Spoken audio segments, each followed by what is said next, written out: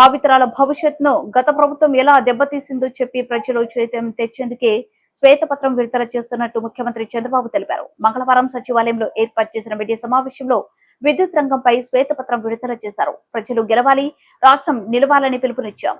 ప్రజలు గెలిచి మమ్మల్ని గొప్ప స్థానంలో నిలబెట్టారు. అన్ని శాఖలో భయంకరమైన పరిస్థితులు ఉన్నాయి.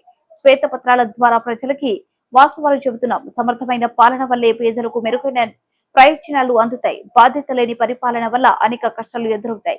గత ప్రభుత్వం ఎంత నష్టం చేసిందో ప్రజలకు చెబుతున్నాం. విద్యుత్తో ప్రతి ఒక్కరి జీవితం ముడిపడి ఉంది అన్నారు. 95-2004 ఇప్పుడుండే పవర్ సెక్టర్ రిఫార్మ్స్ అన్ని ఆ రోజు అమలు చేసిన power sector reforms. First state in the country to introduce power sector reforms 98లో అమలు చేశాం. అదే మరి ఇండిపెండెంట్ రెగ్యులేటరీ కమిషన్ అపాయింట్ చేశాం, ఏపీఈఆర్సీ. దేశంలోనే మొట్టమొదటి రెగ్యులేటరీ కమిషన్. ఆ తర్వాత టెలికాంలో, సివిల్ ఏవియేషన్లో ఇంకా చాలా డిపార్ట్మెంట్లు వచ్చాయి. దేశంలోనే రిఫార్మ్లో మొట్టమొదటి రెగ్యులేటరీ కమిషన్ పవర్ సెక్టర్లో వచ్చింది. అది కూడా మన ఆంధ్రప్రదేశ్లో వచ్చింది. ఈ రిఫార్మ్ ఫలితమే జనరేషన్ కంపెనీలు, ట్రాన్స్మిషన్ కంపెనీ, డిస్ట్రిబ్యూషన్ కంపెనీస్ ఒకప్పుడు 5 ఉండేటివి, ఇప్పుడు 3 ఉన్నాయి. కంబైన్డ్ ఆంధ్రప్రదేశ్లో 5 డిస్ట్రిబ్యూషన్ కంపెనీస్ ఉండేటివి. హైదరాబాద్, వరంగల్, తెలంగాణకి వెళ్ళిన తర్వాత ఉత్తరాంధ్ర, ఇక్కడ వచ్చే కొద్దిగా విజయవాడ, ఇక్కడ వచ్చే తిరుపతి, ఒకప్పుడు అనంతపురం ఉండేటివి. ఇన్ని 3 ఉన్నాయి. ఇప్పుడు 3 ఉన్నాయి. ఇప్పుడు ఇంకా నేను స్టడీ చేసుకుంటున్నాను, వల్ల సబ్జెక్ట్ రీకలెక్ట్ చేసుకోవడం. ఇక్కడికి వచ్చేటప్పుడు ఎనర్జీ డెఫిషిట్ రెడ్యూస్ టు 1.5 2003-04 వచ్చాం. కంపేర్ టు 7.1% అట్ నేషనల్ లెవెల్లో ఉండేది. అంటే ఆల్మోస్ట్ ఆల్ పవర్ సర్ప్లస్కు 2003-04 రీచ్ అయ్యాం.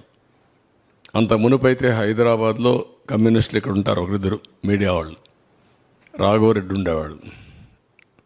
ఏప్రిల్ వస్తే అసెంబ్లీ బడ్జెట్ సమావేశాలు 40-45 రోజులు. 45 రోజులు ఆయన నల్గొండ నుంచి మొత్తం మనుషులు తీసుకొచ్చి ఏపీఎస్సీబీ ఖైరతాబాద్లో మెయిన్ రోడ్డు అక్కడ పెట్టేసేవారు. అసెంబ్లీ మొత్తం స్టాల్వ్ అయిపోయేది. ఆ రోజంతా చర్చ దానిపైనే ఉండేటివి. ఈ విధంగా సమ్మర్ వస్తే నేనైతే అసెంబ్లీ నుంచి ఒక 1 స్టేజ్లో 95లో నేరుగా హెలికాప్టర్ వేసుకుపోయి ఆ ఎండిపోయిన పంటలు చూసి మళ్ళీ వచ్చి అసెంబ్లీకి సమాధానం చెప్పిన రోజులు ఉన్నాయి. అలాంటి సందర్భాలు చాలా ఉన్నాయి. అక్కడి నుంచి 2003-04లో మనం ఇది చేసాం. ఒక మాటలో చెప్పాలంటే నా పవర్ పోయింది, కానీ పవర్ సెక్టర్ రిఫార్మ్స్ వల్ల దేశం బాగుపడింది. 2004లో మేజర్గా అందరూ నన్ను వ్యతిరేకించి ఆ రోజు అప్రతిష్ట పాలు చేస్తే గవర్నమెంట్ పోగొట్టుకున్నాం. కానీ ఒక తృప్తి, నేను చేసిన పవర్ సెక్టర్ రిఫార్మ్స్ శాశ్వతం. దేశం బాగుపడింది, మన రాష్ట్రం కూడా బాగుపడే పరిస్థితికి వచ్చింది. ట్రాన్స్మిషన్ లాసెస్ ఒకప్పుడు 35% చూపించేవాళ్ళు, అది కూడా 38% కూడా లేదు.